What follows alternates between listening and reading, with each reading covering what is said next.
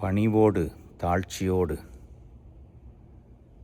அன்பை கலந்து மன்னித்து பணி செய்வதுதான் கடவுளுக்குரிய பணி. ஒருவர் தன்னை கடவுள் ஊழியர் என்று சொல்லிக் கொள்கின்ற பொழுது இதெல்லாம் கலந்து இருக்க வேண்டும். மன்னிப்பு, தாழ்ச்சி, பணிவு, அன்பு.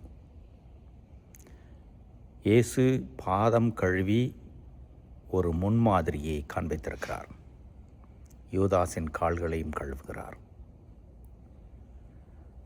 புகழுக்காகவோ பெருமைக்காகவோ பணத்திற்காகவோ மதிப்பிற்காகவோ யாரும் கடவுள் பணி செய்வதில்லை. தாட்சியும் அன்பும் மன்னிப்பும் பெருகி வருகின்ற பொழுது அந்த கடவுள் பணி நிறைந்த பலன் தரும். மற்ற 11 திருத்தூதர்களும் இதை உணர்ந்து கொண்டு பிறகு தாங்கள் திருச்சபையின் தலைவர்களாக பல்வேறு இடங்களிலே பணி செய்கின்ற பொழுது இதை உணர்ந்திருப்பார்கள். இயேசுவினுடைய அந்த பாதம் கழுவும் சடங்கு முன்மாதிரி அன்றைக்கு அவர்களுக்கு பாதிப்பை ஏற்படுத்தியதோ என்னவோ பிற்காலத்திலே சிறந்ததொரு தலைவர்களாக இருக்க உதவி இருந்திருக்கிறது.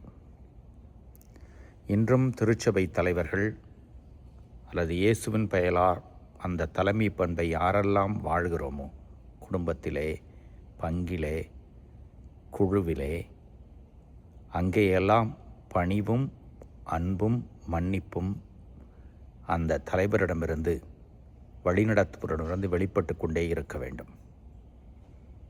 பிறகு பலன் நிச்சயம். கடவுளையும் புரிந்து கொள்வார்கள், உணர்ந்து கொள்வார்கள், உறவிலேயும் வளர முடியும்.